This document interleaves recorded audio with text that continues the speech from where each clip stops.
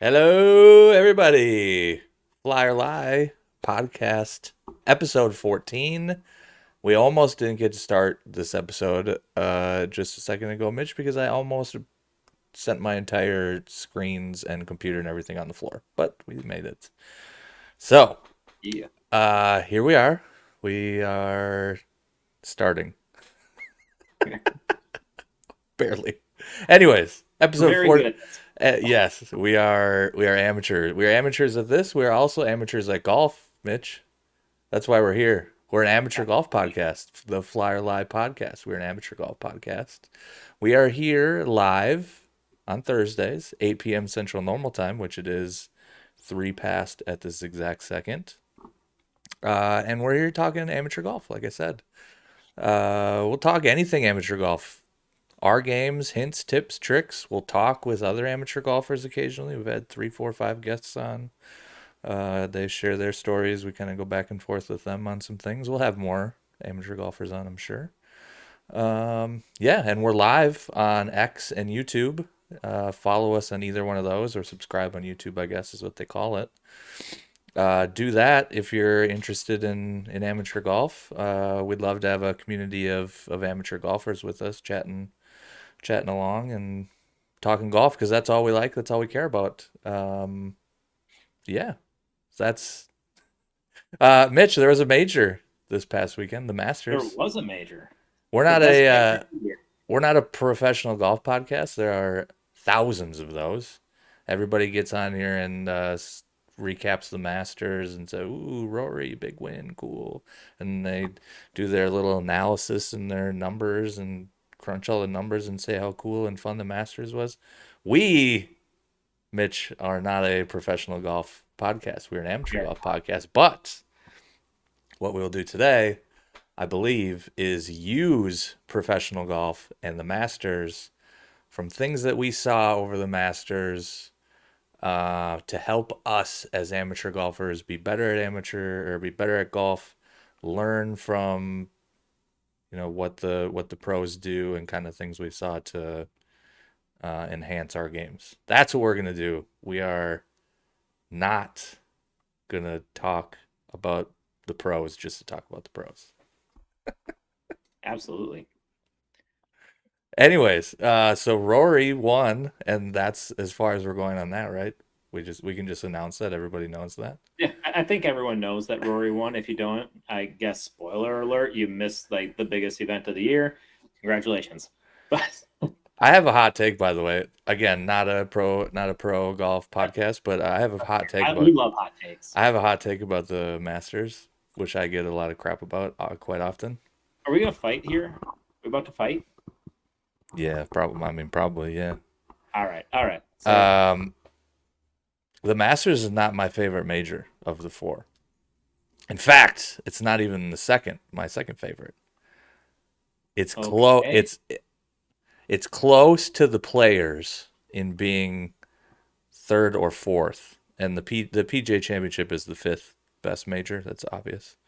Hmm. Um, my order goes the Open, U.S. Open, Masters or Players, PGA. That is a take. I don't like it. Most people don't. Here's a I have to hear the logic behind this before I we go can forward. I can Why? explain. Yeah. I can explain. A lot of the love around the Masters revolves around Augusta and the Mhm. history and all that stuff behind the actual tournament. History is the biggest part of it. Um, I don't really care about history. I've only been playing golf for like 5, 6 years, 7 years or so. Basketball is my thing. So do I care about basketball history? Yeah, a little bit. I love Michael Jordan. That's history. But golf history like that just doesn't do anything for me. Augusta looks insanely hard to me, but other than that, it's like a pretty picture, and that's all it does to me. Mhm. So in terms of the golf tournament, the field is usually the worst of the four because they invite half the field is 90 years old. Another portion of the field is like 16, and another portion of the field are just random dudes that won a crappy tournament in the fall who have absolutely no chance to win. So once Whoa, whoa, whoa, and whoa. Okay. But it is the top 50 players in the world. Like, you have to be top yes, 50 world ranking. And yes. then, yeah, the Although to rest of be the field fair, is the official yeah. world golf ranking points are kind of not the greatest either. But anyways, Yeah. so more than half of the field has just no chance to win this thing ever. And then you have obviously have the people that come in that are just totally not good fits for Augusta. So as I tweeted, and I got a lot of blowback for this, and I have no idea why people don't know how to read or comprehend, I don't think. But I tweeted, Brooks said multiple years ago, he did not say say that this year.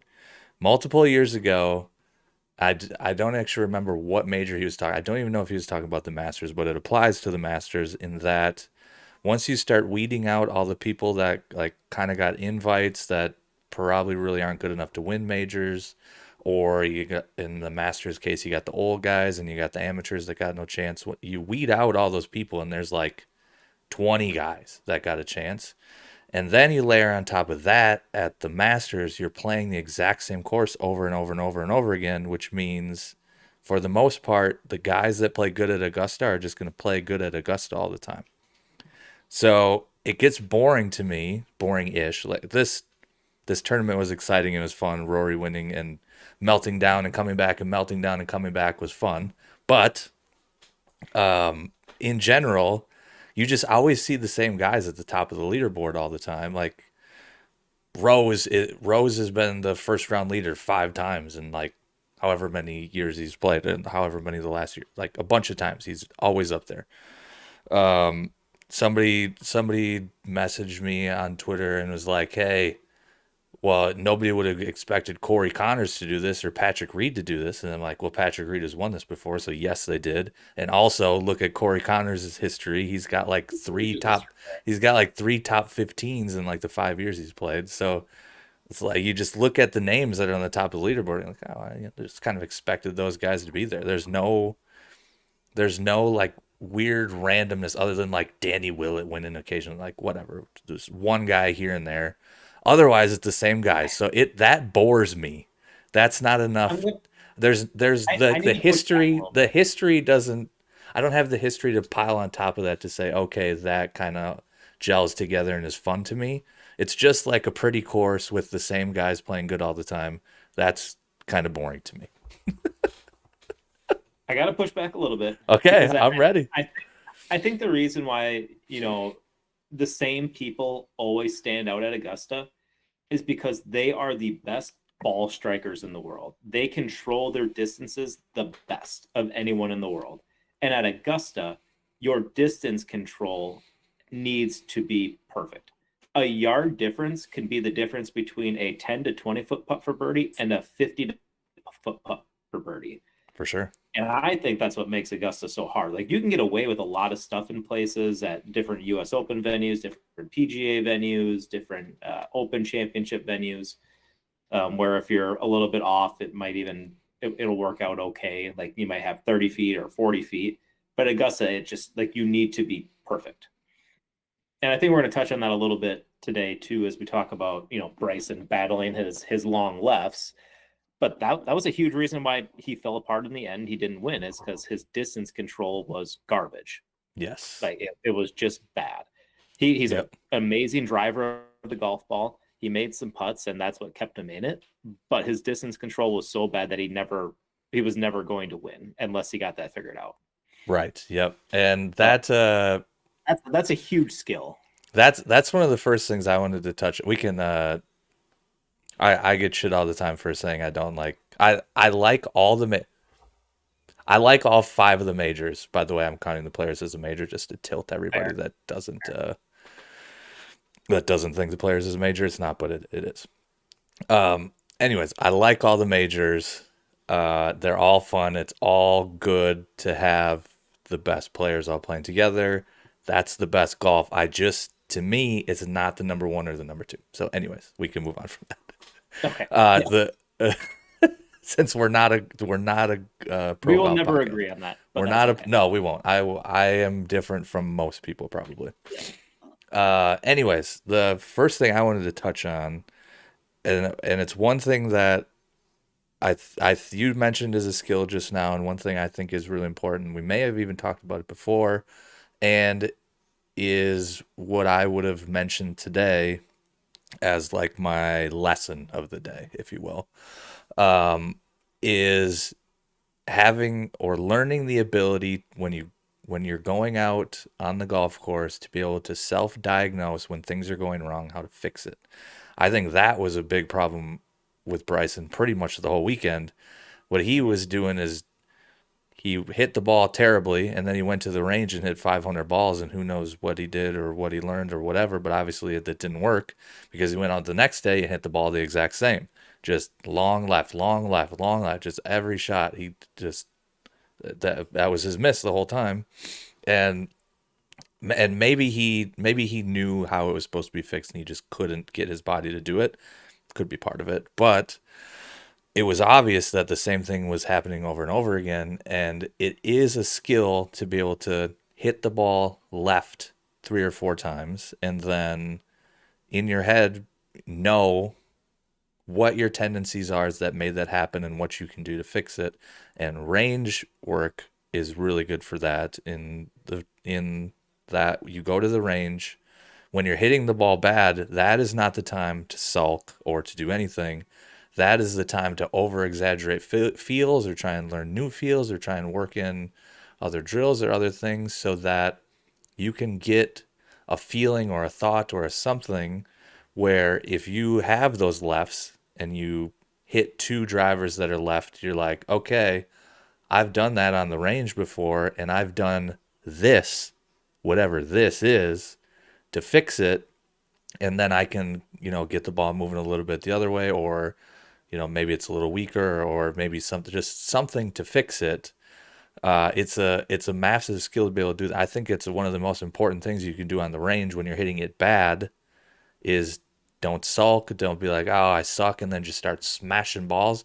That is the time where you learn, is when you're hitting it bad. When you're hitting it good, you aren't really learning anything on the range, in my opinion, other than you're learning that, you're getting confidence that you can actually hit balls good, fine. But in terms of when you bring your game to the golf course, a lot of golf on the golf course is diagnosing issues and making sure that when things go bad, you can fix them. So it's and again, I don't know what if Bryson could figure that out himself or not, but it seemed like he couldn't, right?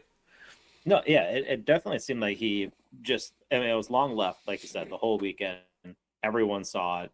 I mean, he put a ball in the water on what, 11.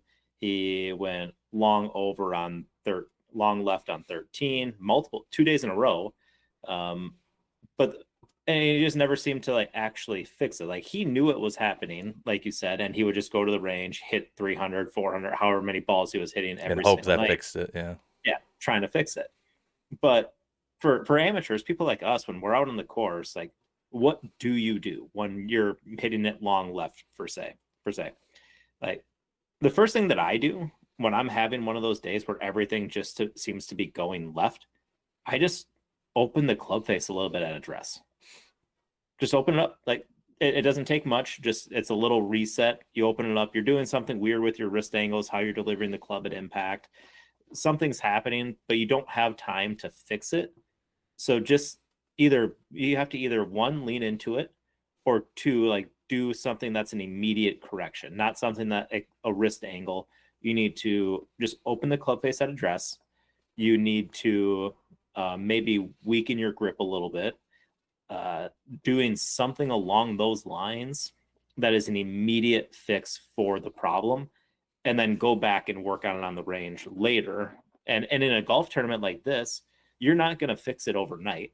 So just leave it as it is and lean into it, or make those little adjustments. Like I said, just open up the club face a little bit. I think if he would have just opened up the club face a little at address, he would have solved those problems almost immediately, and he might have had a real Very, chance. very well could have. He also may have done that when he hit the ball short into the water on whatever par 5 that was. That's that's where true. he thought it seemed like he thought he flushed it and it just didn't go anywhere. So maybe Yeah. he did that. Well, yeah. Well, what he said after the tournament and why he was hitting so many balls is because he was trying to feel like he was leaving his hands open at impact, and that is another way to do it, where you feel like you're leaving it open, and that will tend to correct it. But maybe that one he did it, but overdid it, and just hit that like high soft right shot that so many of us see, and it just doesn't go anywhere. Which we'll get to Rory and his problem with that exact thing later. But yeah, there's all sorts of different ways that you can take on those issues as amateurs, and I just don't think that he was doing it the right way in the middle of a tournament. Now I, I shouldn't sit here and tell a professional golfer on what they should or should not do, but I would have approached it differently. Yeah, well, we can probably analyze it that way because what we know about Bryson is he is very much a robotic golfer. He's not a Mhm. I he may have admitted this before, and I bet he would admit it if somebody asked him. I don't think he's a like an athletic golfer where he can do all these like athletic moves and stuff. He has specifically trained his body to swing a certain way and do certain things, and if it's off, the way that he knows how to fix it is to hit a million balls until the robot works its way back into calibration, basically. Mhm. Whereas like an athletic type of golfer might hit a few balls and then, like I said, you kind of learn feels and learn different things on ways to fix it. My guess is that his plan was to just see how many balls he could hit until it recalibrated itself, which is why I'm guessing that's why he hit so many balls. So, yeah, it's just and you have to learn what works for you too. Like you said, for you, if you just try and open your face a little bit, that'll work for you. I also have issues with long lefts, things I do to fix it. I can open my stance a little bit, and that kind of helps me swing a little more inside, so it kind of fixes the curve issue. Because it's sometimes if you're long left, it may not even be a face issue. I also have issues where I get my shoulders closed a little bit, so I Mhm. gotta get a little more open, so I have more room to open the club face when I'm coming through. So there are a lot of different reasons it could be happening. So you just kind of have to learn what it is that will work for you, and then use that to your advantage when you get on the course and you get the few lefts that are going, and you can adjust as you go. And yeah, it's a really good lesson to learn from Bryson in that we just watch it happen all weekend long and never seem to get fixed. And to us, it didn't really look like he tried to fix it. He just tried to kind of robot Mhm. his way through it. So Yep. And yeah, like we said, it cost him a chance at winning, and hopefully he learned something from that. But yeah, I think that's what we can learn as amateurs is you have to know what helps you correct things in those circumstances, and you can learn that on the range with a coach, and then when it's happening on the golf course, implement it. If it happens one time on like the first or second hole, don't change anything. But if it becomes a pattern, it's happened 3, 4 times. Now it's like, okay, now it's a pattern. It's something that's happening, and you need to correct it. yep. But you can recognize those in the first 4 holes, and then you correct it and move on with the last 14 and hope you play better. Yeah, yep. And that is a slight transition into the other thing I wanted to mention about Bryson before we talk about what we can learn from Rory and what nonsense he was getting himself into. It once Bryson at I don't know whatever hole it was, maybe it was even early on. It felt like he was out of it. We're all watching it. It felt like he made too many mistakes, and Rory was 3, 4, 5 ahead of him. He was kind of back into the pack. You could kind of tell while you were watching him walk around or hit shots. You could kind of tell that he was a little down about what was happening. He couldn't figure out obviously why he was hitting the ball bad. He hit a bad shot, and you could kind of see his shoulders droop a little bit. You could kind of tell that he mentally told himself like, I don't think I can do this. One, because I'm not hitting it good, and two, because Rory's playing really good. And one thing I wish I would have saw, and I wish more people would do, is stop assuming that somebody you're competing against, if they're playing good, are going to keep playing good.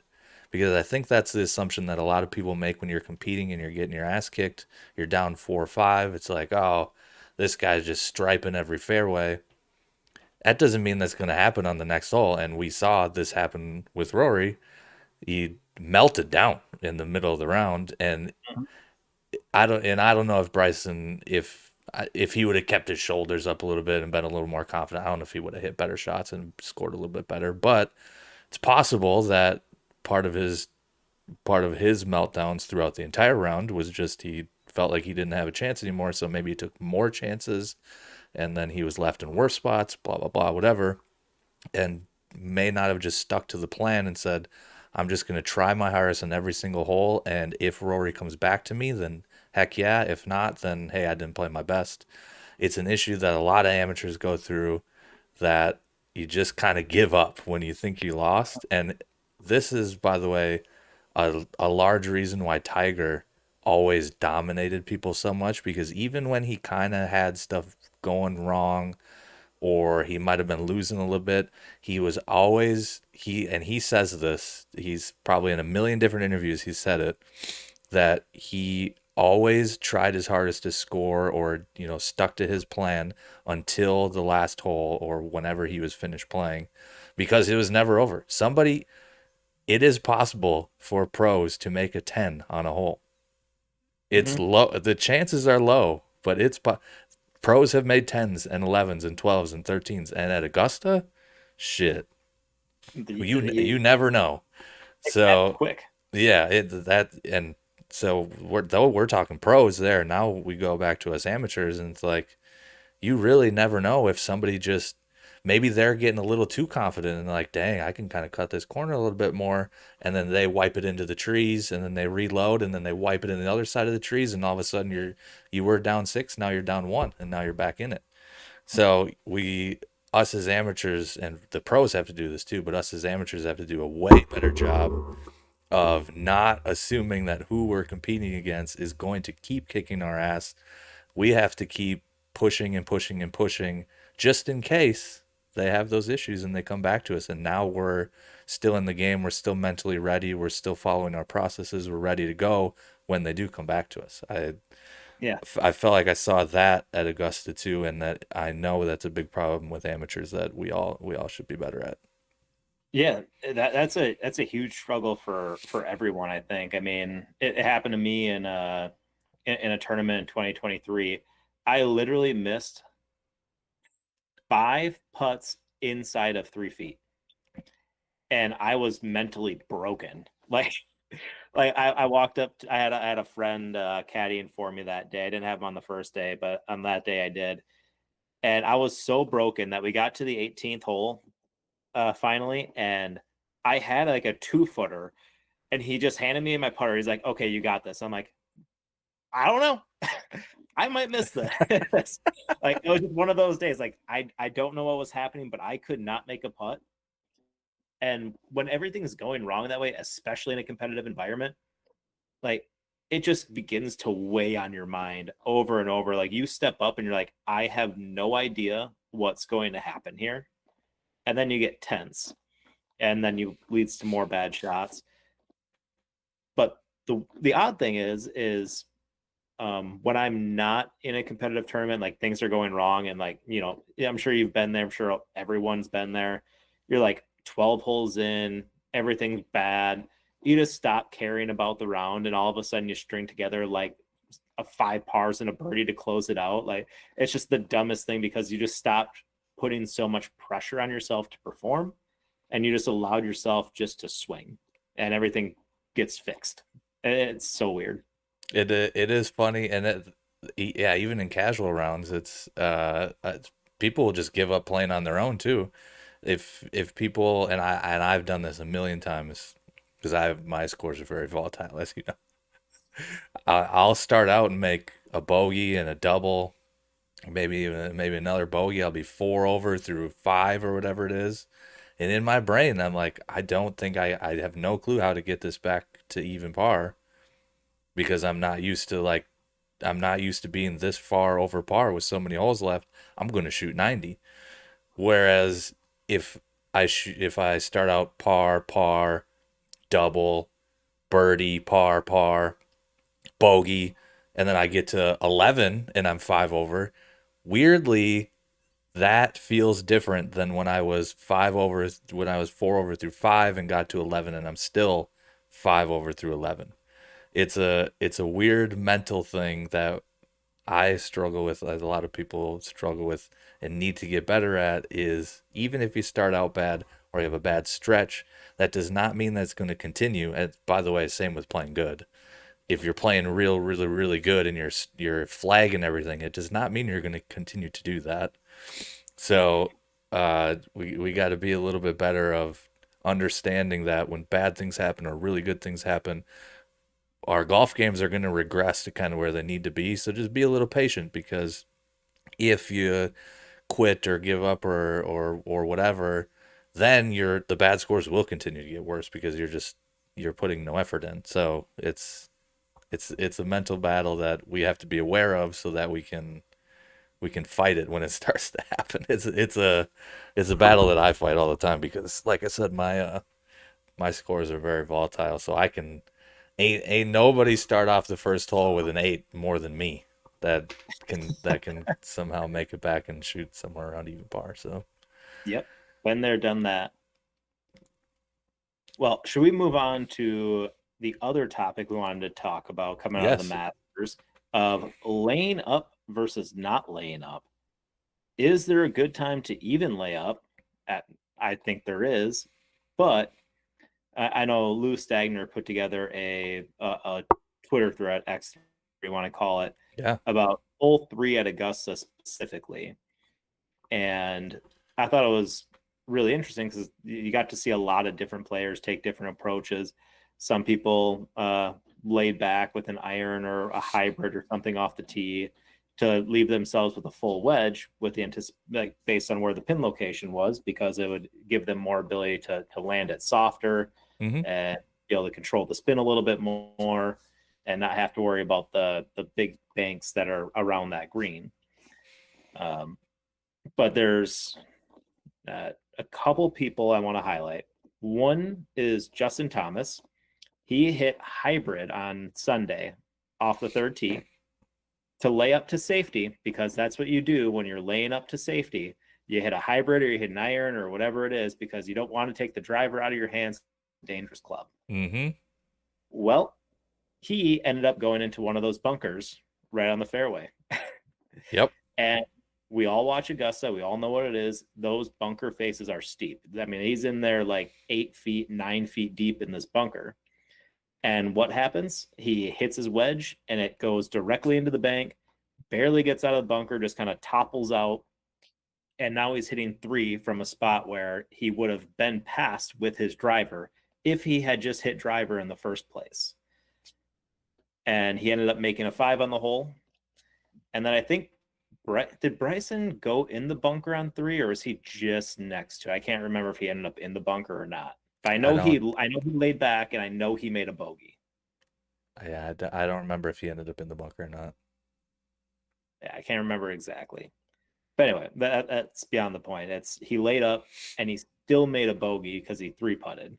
Right. Whereas Rory just smashed driver right down there. He had like a 50 or 60-yard chip up the hill, made his par, moved on. And I think hole 3 is a really interesting to talk about this with, because of where those bunkers are placed and how long pros hit it. Because I don't think there's, outside of, maybe a few of the really old guys that played or whatever, but I don't think there's anyone on tour who can't hit a driver past those bunkers. And that fairway up there looks like it's 50, 60 yards wide. And then it between the tree lines is like 80 yards. Like there's an insane amount of room up there. Yep. I cannot understand why they're doing anything besides just hammering driver and taking those bunkers out of play. I would agree, and this little chart from Lou definitely agrees, and I believe his thread also agrees. I'm not going to scroll through it. But I believe the thread agrees in that, I mean, you can just see the colors, right? Anything Hmm. back by the bunkers is mostly blue with some red sprinkled in, fine. And then the closer you get to the green, the more red it gets. By the way, red means birdie, blue means par. And it's hard to see on here, but almost all of the black marks, which are bogey or worse, are at that bunker or behind. There are very, very minimal black marks up past the bunkers. So, by the way, I'm just seeing this now. There's a red mark way in the middle of the trees. Do you see that? Yeah, I do. Yeah. That's amazing. I don't know who that was, but that good for whoever that was. He Anyways, had, he had a gap. yeah, there was a gap there. Anyways, yeah, so it's I guess I don't understand either why on this hole specifically, just the data is so obvious on what you need to do to score the best. And by the way, score the best while avoiding bogeys. And if we want to bring this back to amateur golf, our goal in amateur golf is to stop making bogeys. We don't want to make bogeys. We don't want to make definitely don't want to make doubles. We definitely don't want to make triples. We're we're not scorers, and by the way, pros aren't really scorers either. They are if pros went around on a relatively difficult course for them, which courses are difficult, all of them for us. If they went around on a relatively difficult course and they made a par on every hole, they would probably be okay with that every time. That's how important pars are. But anyways, back to the point, the data here clearly shows hit it as far down as you can and you'll have a better chance at scoring. If you lay it back, you have a better chance at having a worse score. That also does not mean that you can't make birdie. It just means your chances are a little bit less. And yeah, and so this is one whole example, but when you are out there preparing for a round as an amateur golfer or a pro golfer, whoever the hell you are, this is the type of analysis that you need to do on every single hole. You need to go out and look at how much width there is between, like we're looking at this hole, between the trees. Probably 80 yards, like you said there. So for most pros, they can fit it in between 80 yards every single time. That just makes no sense. Hmm. So if you can fit it in between there and there's no other issues, then there the option, your only option is to take the head cover off and hit driver. That it should be the only option. You should never, ever, ever, ever, ever consider laying back. It doesn't matter where the pin is. It doesn't matter anything. You hit driver because that's your best chance to score. Hmm. And this is the perfect illustration of that. But you should do that analysis on every hole you play, and it is case by case. It's not like this hole. If that's shrunk down a little bit, now your case has changed, and now maybe it does make sense to hit something else and risk going into the bunker because if you hit driver, you could be in the trees, or maybe those trees are water, and then it's a different story again. So it's a case by case thing. It's not always just take head cover off and smash driver. You have to look at every hole, and by the way, 3D versions of the hole if you can, because this hole looks flat. It's not Hmm. really. Nothing is flat at Augusta. Yeah. Um, it looks flat, so fine. Your home course could, this could be 100 feet uphill, and then that also changes things. So you also have to look at the holes in 3D and understand kind of where everything can roll to or where it goes or how it curved, whatever. But this it's important to do this type of analysis, and it's crazy to me that the pros actually don't. They what course of it is it? Riviera? Is it Riviera that has that? Yeah. Is it Number 10, hole? Yeah, Riviera number 10. It's that short par four. I think Lou shares it every year actually. He shows the time lapse of this exact chart from like 1950 to like last year. And you can see, if we use this as an example, there is so much blue laying back. And then as the year goes on, or like all the dots are back. And then as the years go on, all the dots start moving closer and closer and closer to the green because people realized this exact situation. You're not scoring worse when you are smashing the ball down there. You're actually scoring better. So people are doing. I'd be interested to see this chart from, well, the hole has changed so much over the years that maybe it doesn't matter, but I'd be yeah, interested to see people's decisions over the years if I'm guessing that this is a similar situation, but it does surprise me there are so many far back there with all the information pros have nowadays. yeah. That's fascinating. And I think the big thing for us mere amateurs, us mortals down here in little just normal town, is you score better the closer you are to the hole. In general, That's yes. plain and simple. Like if you will score better from 50 yards than you will from 100 yards. And I know Lou has been trying to hammer that home forever to stop laying back to your favorite distance or whatever, because you're not better from there than you are from closer. It may feel like it because you have flubbed a couple of 50-yard pitches, but you've also done that from 100 yards, and your proximity to the hole is just going to be further away. I don't have the data pulled up, but I'm sure we could find it at some point that, from 100 yards, I think, a 10 handicap probably has a proximity of what, 40 feet, 45 feet, probably something I bet it's more than that. more. Yeah, even more than that. Either way, I mean, then from 50 yards, their proximity is going to be like 25, 30 feet, which is so much closer. And the odds of you holding a putt in two from 30 feet are much better than holding a putt in two from 50 feet. Exactly Uh, right. And it's that just kind of like, goes, yeah, and that goes back to our point that we hammer home almost every time, in that the flag does not always need to be your target. Being on the green needs to be your target, and then you step that back and say, okay, if I'm 100 yards away, I have less of a chance to be in a closer circle to the hole. We're talking about circle or an oval. It's really an oval, not really a circle, but whatever. I have a better chance to have a smaller circle when I'm closer to the hole, and I need a smaller circle because I need to make sure once I get it up to that circle that I two putt. That's what we yep, need. We don't we are not concerned about hitting a shot and putting it next to the hole so we make birdie. We are concerned about hitting it into our circle so that we can two putt and make par and not make bogey and double bogey. Dan Winters is here, by the way. He says, "Hey, hi Dan." what's up, Dan?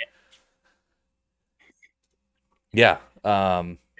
Anyway, so yeah, that's that. And also continuing down this road and laying up with Rory on the par five where he had some issues. That is exactly the perfect example of how being conservative and laying up does not guarantee anything, right? Yeah, and that's the part that I think we really want to hammer home when we talk about hole 13 with Rory is we have this idea that playing it safe, we're taking the water out of play, and we're giving ourselves a better opportunity to score well. But that's not how it works because you are just as capable of flaring a wedge like Rory did into Race Creek and and walk away with a double. So like that the whole laying up to your favorite number is a bunch of nonsense that we all need to get away from, and we just need to try to get as close to the hole as possible. We as idiot amateurs do not have a favorite number. We can say That's we have a favorite number as much as we want, but we don't have our favorite number is the lowest number. That's what your favorite number should be. I like that. Yeah, because it's again, yeah, If you're laying back, you're just farther away from everything, and your circle of your circle of results, potential results, is bigger the farther you get away from the hole, which is in general bad. Mhm.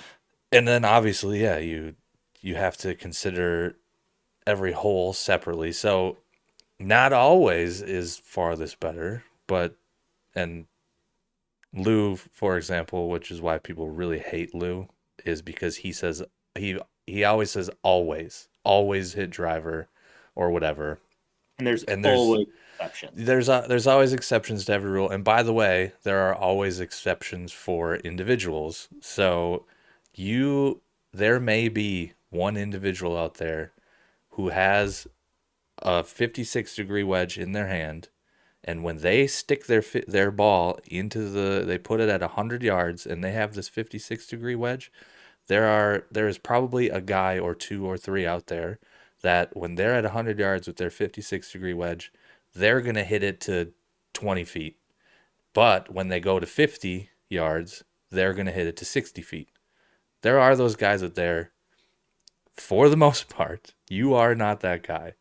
So again, And it's case by you case. know if you're that guy. You would know if you're that guy. There are people that think they're that guy and they're not. Most people are not that guy. And if you think you are and you haven't gone and got the data on that, you should get the data on that and prove to yourself that you're that guy before you start making those decisions. Because a lot of people will just immediately go to that and say, well, I get to 50 and I don't know how to swing, and I flub it occasionally and blah blah blah. But if you're flubbing it from 50 yards, the chances are when you're at 100 and taking full swings, you're probably chunking it there occasionally. You're probably thinning it there occasionally. If you're chunking it from 50, you're probably chunking it from 100 sometimes too, because that is an indication that you probably don't swing it very good. Mhm. That's It's fair. really not that hard to hit a shot from 50 yards, especially if you practice it a little bit. So, anyways, my point is, if you think you're that person, make sure you have the data to prove that that is true, because there's a very high likelihood that it's not true. Mhm. And then in that case, hit it to 50 yards. And if you do flub it, thin it, whatever, accept that that is in the realm of possibilities based on your skill level. And don't think, oh, well, if I would have laid back to 100, I would have been fine, because that you don't know that for sure. Mhm. Which is, it Yeah. goes back And to a lot of things we said. You don't know what you don't know. right. So there's two things I want to bring up. One is the strategy that Rory used on hole 13, and um, two is just something funny I heard about uh, 15 handicaps and like hitting a bad shot. So remind me to bring that one up. Okay. But Okay, with I'm gonna write it down right now.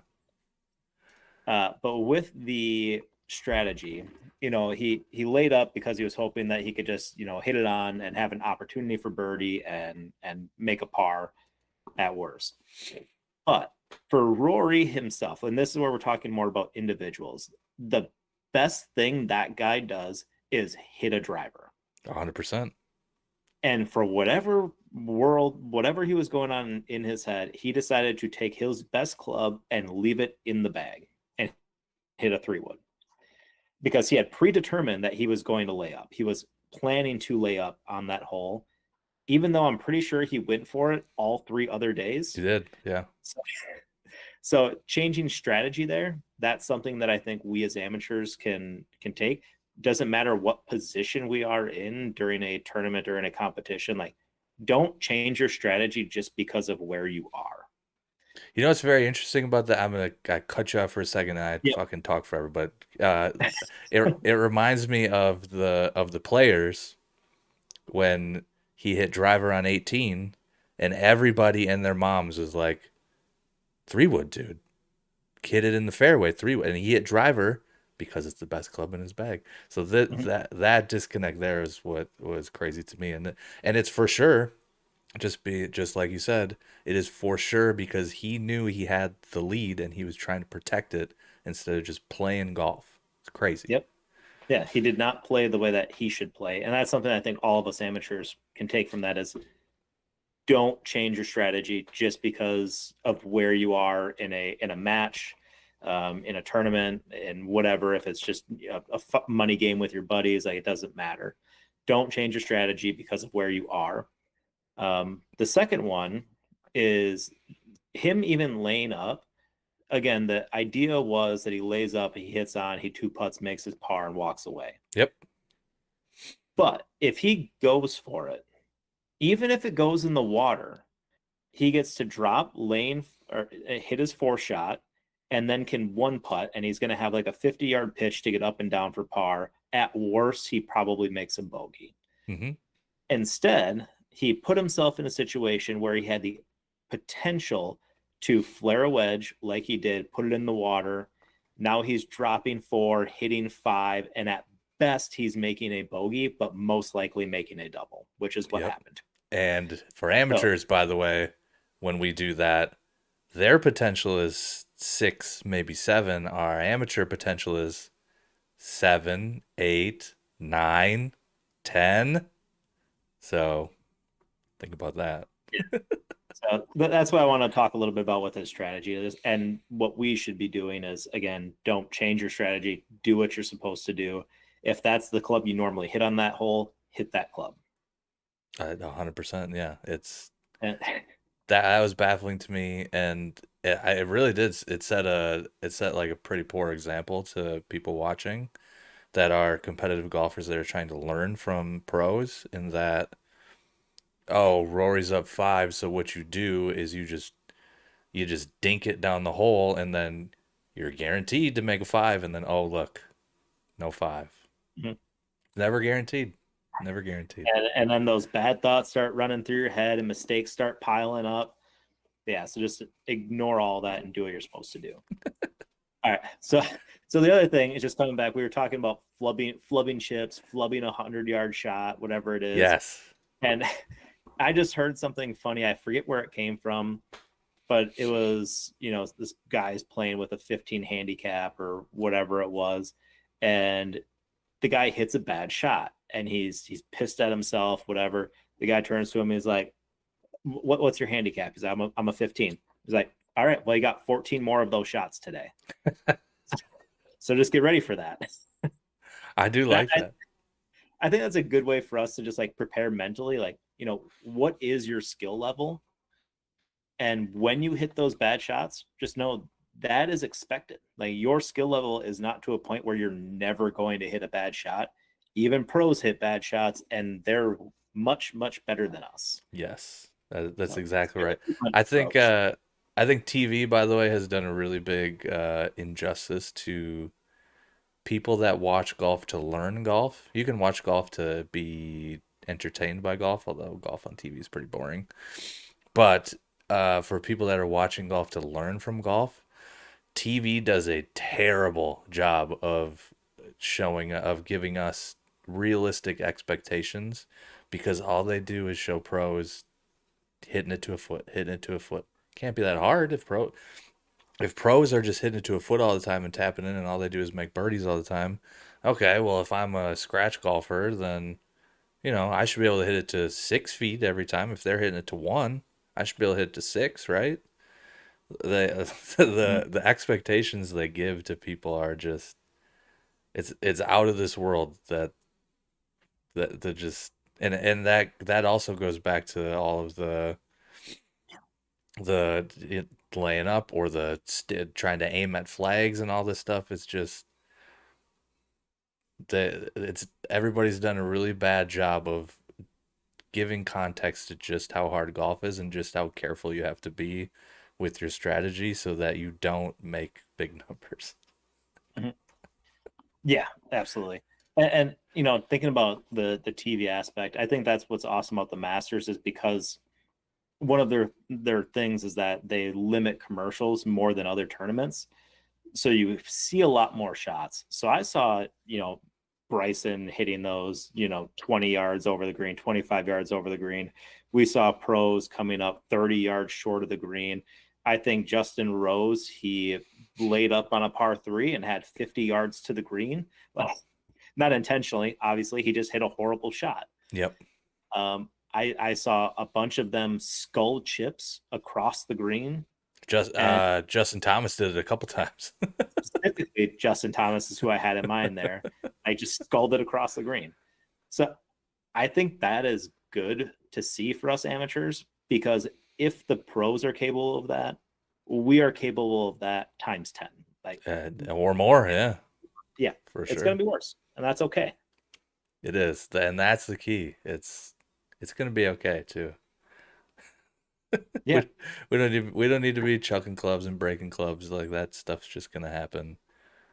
Speaking Um, of that, I yeah, think you just recently got to play one of your first rounds of the year. I I did. have my first round of the year Yeah, tomorrow at my home course, which I'm super excited for, even though I've been hitting the ball like crap at the range. But I did go back to the range today and hit it better. So feeling better. But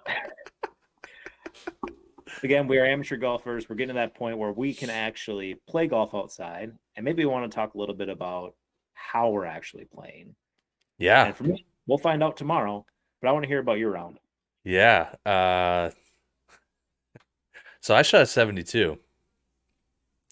Golf Uh, is easy. You were just saying how hard golf was. yeah. I hit one fairway. And that was with a 4 iron. The course I played was short. It was, I think it tipped out at like maybe 6,000 yards, so pretty short for Oh, especially for me. yeah. Um, and you can hit it left and right anywhere you want, and it's probably going to be on a fairway as long as you miss it bad enough. So I missed it bad enough where I got to play out of all the fairways, just not the correct ones usually.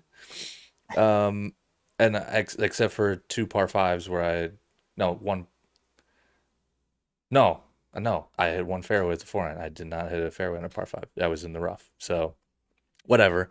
Um, so I was basically playing out of other fairways the entire round, which was extremely frustrating.